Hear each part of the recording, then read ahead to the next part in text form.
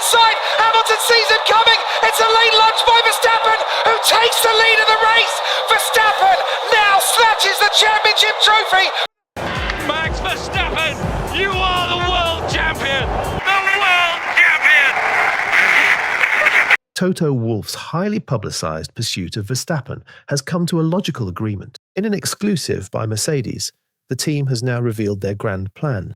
During the Monaco weekend, the team hatched a plan to sign Verstappen. Monaco might be the most boring race on the calendar, but it is also where most of the personnel and commercial deals are done. Toto Wolff had dragged Manchester United part owner, Sir Jimmy Radcliffe, as well as Ola Källenius to the Principality. He wanted to make them agree on a pay package for Verstappen, as the imminent arrival of the Dutchman would break their salary structure, and he needed their approval.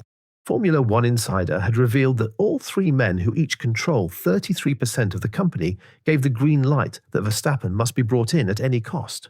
Sources privy to the electronic communication portal of Mercedes staff confirmed that Verstappen was the overwhelming choice the employees wanted, and this was in part aided by his ability to speak good German. But as Mercedes went all out for Max, they had a second plan running in parallel. Kimi Antonelli, the Italian prodigy, was also been readied, just in case. Mercedes believed so much in the Italian that they forced the FIA to change the age requirement for drivers from 18 to 17. And as we were writing this script, the news broke that Kimi will drive in Free Practice 1 in Monza. And to the main news of the day. Mercedes has exclusively told GP Blog that they would no longer be pursuing Verstappen towards 2025. This is 100% coming directly from the team, and Kimi will pair Russell in 2025, with Verstappen's contract continuing till the end of 2028. It was always going to be tough.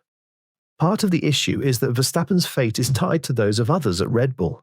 Verstappen has a Helmut Marko clause in his contract which allows him to leave if the 81-year-old leaves. The Austrian was poised to leave during the Horner fiasco, but Horner had quickly moved to douse tensions by giving him a contract till 2026. It was understood that Horner didn't want to renew his contract as he saw the advisor as a threat to his own grip on the team. 10 years ago, the young Verstappen, having won 10 races in Formula 3, was offered to Toto Wolff. Wolff's inability to offer him a clear path to Formula 1 cost him the driver, and only time will tell if the mistakes of the past can be rectified. Toto tried to sign Max when Rosberg retired, and also tried again when Bottas was let go, but each time he failed. As Hamilton takes on the challenge with the Reds, his race engineer, Peter Bonington, is up to something else. Get in there, Lewis! You're the man! You're the man! In a related development, Mercedes has confirmed to Liberty Media that Bono will continue with the team, having been able to fend off Ferrari from getting their man. Bono, who was Schumacher's and Jenson Button's trackside engineer, has been Hamilton's race engineer since 2013. The iconic phrase, "OK Lewis, it's hammer time," frequently heard over the team radio during race weekends, urging Hamilton to push to the limit, will probably be heard once or twice before the season ends. Bono played a pivotal role in the Brit's career by steering him to 6 drivers' championships and 7 constructors' titles. Mercedes spokesperson confirmed that Bonington will become the team's race engineer with immediate effect.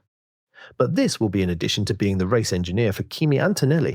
Bono will dovetail that role with continuing to race engineer Hamilton for the remainder of the season. It is a similar arrangement to what Red Bull has, with their head of race engineering also doubling as Verstappen's race engineer.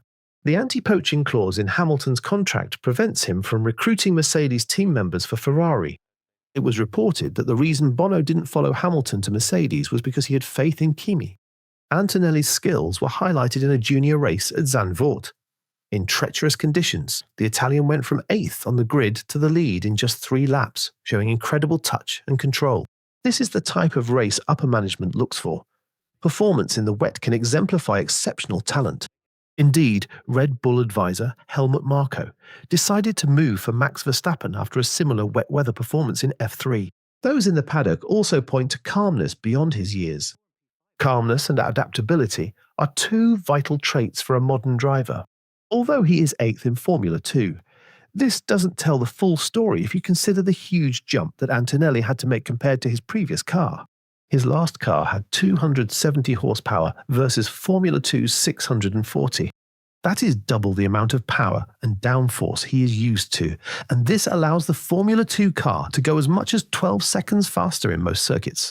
Time will tell if all parties have made the right choice.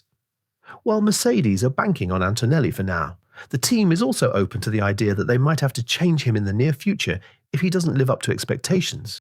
With the engine rule in 2026, do you think Max could leave Red Bull if he senses they can't produce a competitive engine? Leave us your thoughts in the comments. This is Front Lockout, signing off.